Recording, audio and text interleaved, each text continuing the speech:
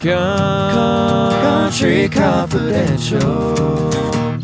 Perfect. So super huge milestone for you. This is your 10th studio album. So can you kind of reminisce with me a little bit about how that feels as an artist? You have 10 studio albums. Yeah, I was thinking about that, how it's pretty hard to believe. This is personally the 10th. I think overall, I was counting the other day on Spotify. It's like the 16th album that I've actually released, not including the EPs and the singles and stuff.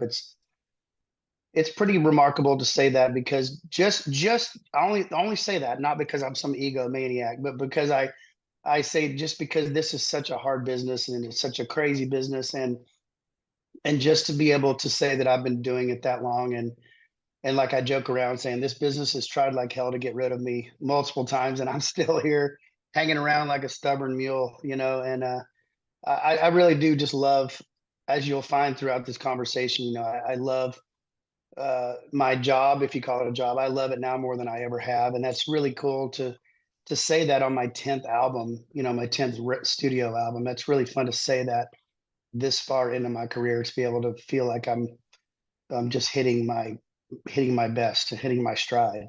I love that. So how do you feel like Flyin kind of differs from previous albums, not only in sound, but in like the stories that you're telling? Well, I think, we've always joked around that songwriters and artists always say, our best song is always the last one we wrote, and our best album is always the most current one we've recorded. And so I won't waste your time saying that with this one.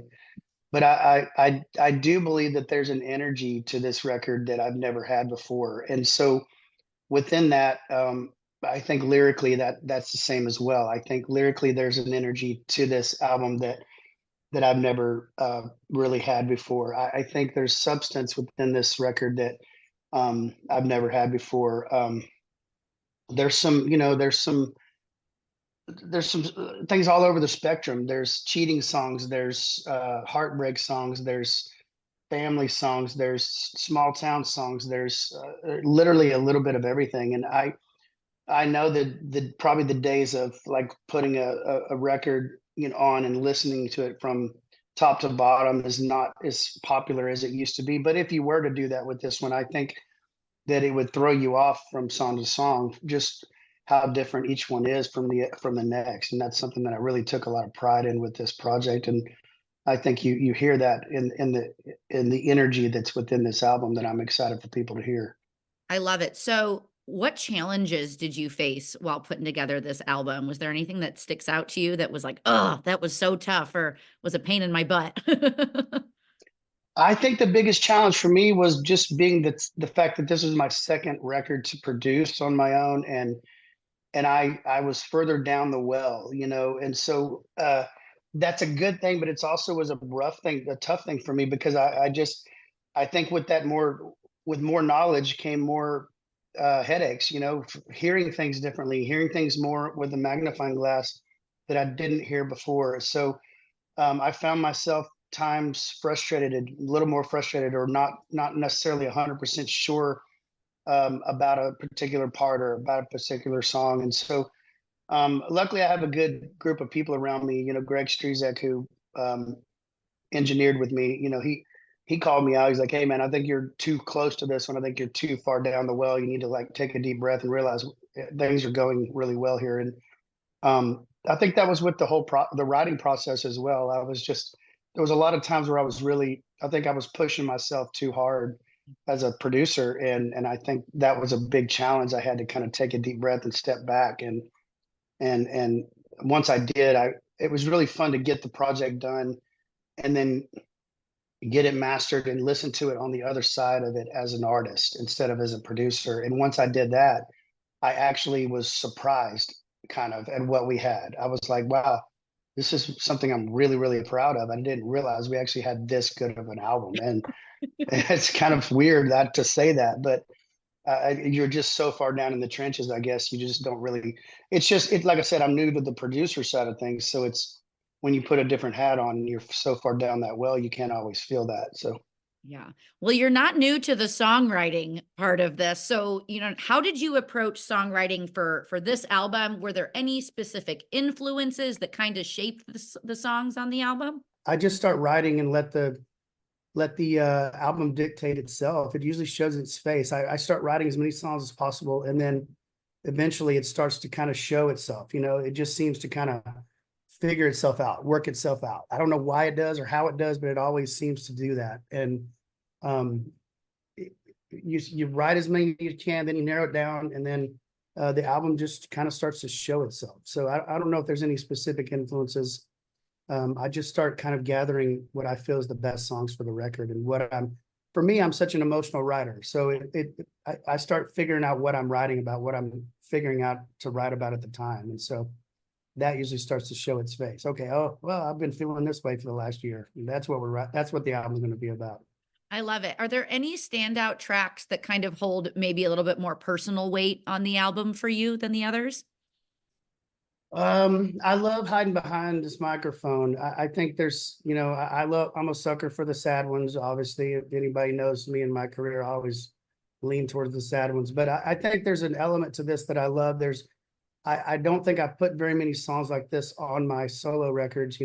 This one is just so Merle Haggard influence, George Jones influence, and we've put a lot of those on the Hold My Beer projects, but not really on the Wade Bowen stuff. And so I really love that this song shows the darker side of kind of what runs through our heads sometimes as artists, and sometimes how we can feel up there. And I think that's, some people might shy away from that, but I think it's good for fans and for people in music, that they're fans of music, to listen and hear that side sometimes, that what we go through, and that it's not always just parties and drinking and having a good time. I think it's good for them to hear the real side of it sometimes. And luckily, this isn't hiding behind this microphone isn't my life 99% of the time, but every now and then those demons creep in. And those are the kind of songs that that I grew up listening to, the Haggard and Jones and Johnny Paycheck, and those kind of people that really wrote from their heart and wrote about things that were happening to them at the time. And to me, that song just really sticks out. I love it. So you said you were deep down the well. You were, elbows deep really in this project. Can you share any maybe fun moments from the studio or things that will really stick out with you when you look back on making the record? I think, when we had, let's see, we had When I Want to Be Wanted was a cool moment, because we had that recorded, and it was supposed to originally not be a duet. And in the middle of recording it, it just hit us like, wait, this is way more, this is going to leave way more of an impact if I can flip the script around a little bit on the second verse, and bring the female into this, bring the other side, the other aspect of the cheating song into it from the female perspective and what she's going through.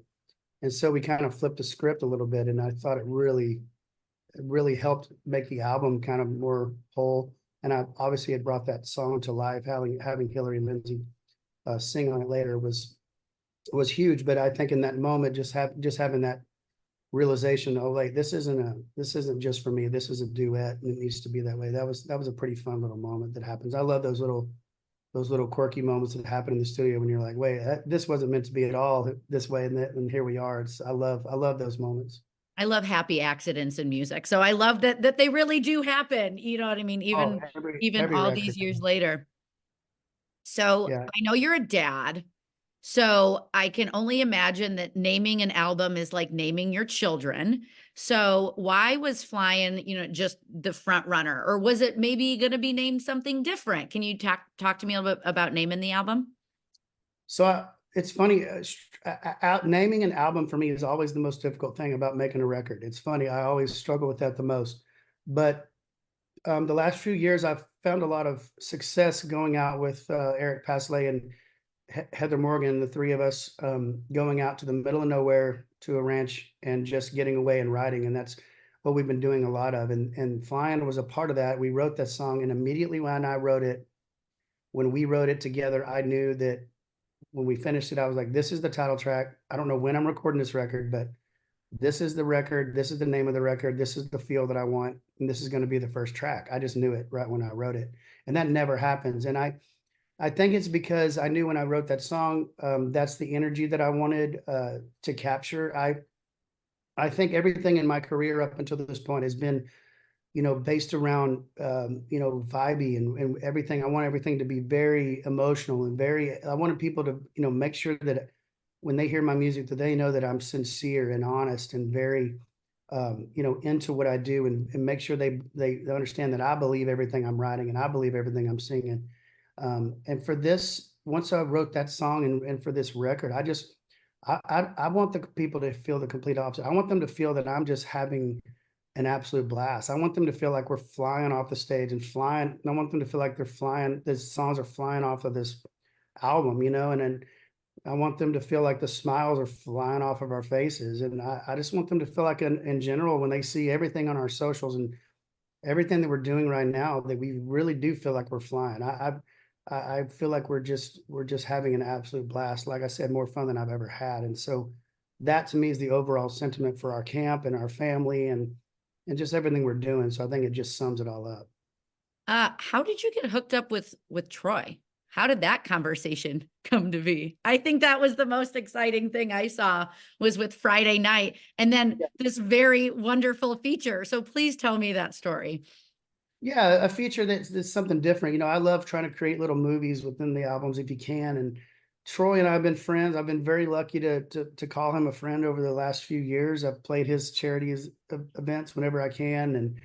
And when I my friend Chase Bryant wrote this song, and I just fell in love with it. I don't cut a whole lot of outside songs, but I happened to be, when he sent me this, I happened to be just picking my son up from football practice in high school, and so it hit me right there. It's like, well, this is exactly what he's going through. And then it took me back to the memories of me playing high school football, and then all the memories that I had growing up in my hometown, and just thinking, man, so many people can relate to this song.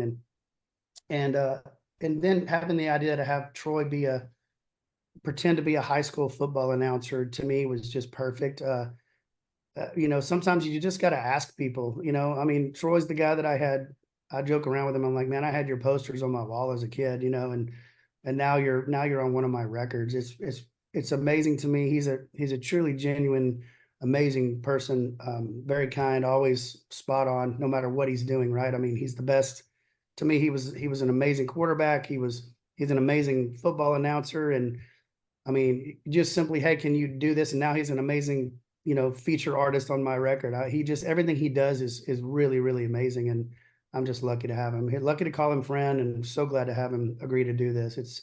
I think it's a huge part of the record. Yeah, I mean, when I saw the track listing, my jaw dropped. I'm like, is that a typo? But I was very, very pleasantly surprised. But, I want to go back to your family again. I mean, your kids and your wife and have been a big part of your success. And you've always kind of talked about that. Does everybody have a favorite song off the album, or your kids too old to care anymore? Or is it still kind of, Dad's making a record? Is it a big deal in the house? I don't think it's as big a deal as it used to be. My son, one of them's in college, and so I sent it to him and got no response back. But then about a month later, he'll respond like, "Hey, record sounds good. Like, thanks, college kid. Appreciate you listening." But then my 15-year-old, he doesn't tell you, but then you'll catch him in there in his room listening to it, and he knows every single word, even though I didn't know he was even listening to it. It's that kind of thing now. He's a drummer and can probably play drums to the entire record now. So it's different than what it used to be. They used to be young and jump up on stage with me and stuff, and now it's a little more sporadic, what they, how involved they are in my career. But I don't know if they have favorite songs off the record. I do know that they really are liking the record, and everyone has been very complimentary of it. But I do think it's just, especially as much as we've been releasing music the last 3 years, they're just like, man, Dad, you got another project coming out. Way to go. Good job. Woo. So you are such a road warrior, and we love your live shows. I awkwardly just noticed that your my pass from seeing you last year was sitting right behind me. I'm like, Oh, this is love it. really awkward. I don't know. You better leave that there. That way it's in all your shots for all your I interviews. know, I love it. But what song have people been latching onto? Have you been playing stuff off the new project just to kind of get a feel? We've been playing some of it, yeah. You know, that's always the biggest challenge right now. When you're this far into a career and this many records, it's always really hard to figure out what you're going to add because you got Not so many, play. yeah, you got so many songs that you have to play, right? That people are there to hear. And it's like I've been joking around on stage almost every night saying, you know, it's rough when you hear an artist, you go see somebody you love and you're waiting for them to play a song and then they stand up there on stage and go, here's a new song. And you go, damn it. You know, I've been there. I'm a fan first, so I understand that. You just have to, you know, play the new songs. So hopefully they stick where they become old habits for them as well. And we've been playing, obviously, the single Raining on Me. That's been going off really, really well. It's such a great song live because it has so much energy to it. That one's been going great. And we've been playing Nothing But Texas because we've been playing a lot of Texas shows, obviously. So, but I've loved that song has not just been for Texas crowds. I think it's a really good representation of, you know, my home state and, hey, I'm proud of where I'm from kind of thing. And I know us Texans are, you know, very loud and, you know, boisterous about where we're from, obnoxiously stupid about, hey, we're from Texas and we're so proud of it. And everybody outside of Texas gets annoyed with that. But I think that when we get outside of Texas and actually kind of tell a story behind it, it's a fun song to play for people even outside. So it's been a cool song. It's, you know, Nothing But Texas is a blues rock song, so it's something different for our show. And I think there's a lot of those songs within this album that we can throw in our set that's different and creates a different energy. I think you need to bring Troy out on the road with you. I'm just I agree. throwing that out there. I agree. I love it. But to wrap things up here, I know you kind of briefly touched on it earlier, but you know, what do you hope your fans get out of it? Obviously, you're hoping to keep those old tried and true fans happy, but obviously bring people into the world of Wade Bowen. What are you hoping people get out of the album? You know, I hope people grasp how big I think this record is. I think it can do a lot of really cool things for us. And I don't mean as far as blow up my career. I really feel like this record just has a sonic thing to it that sounds big. I feel like it's a record that you can put on at a tailgate. I think it's a record that you can put on at a funeral. I think it's a record that you can you know, everything in between. I just think that this record has a massive quality to it that I've never really done before. And I really, really feel like it can, you know, it has the potential to like, hey, you should go check this out. I don't know what this guy's doing over here, but I really love, and I really have never said that about a record before, but I really feel like there's something different about this record. And I can't quite put my finger exactly on it other than the fact that I feel like there's an energy to this thing that I hope people take the time to actually, you know, I know we have so many staples and so many songs and albums that people are so familiar with, but whether you're a new fan of ours or old fan, I hope you take the time to listen to this record because I think there is something very special about it as far as just having that energy and something unique that we've never had before. I'm really proud of it. Country Confidential.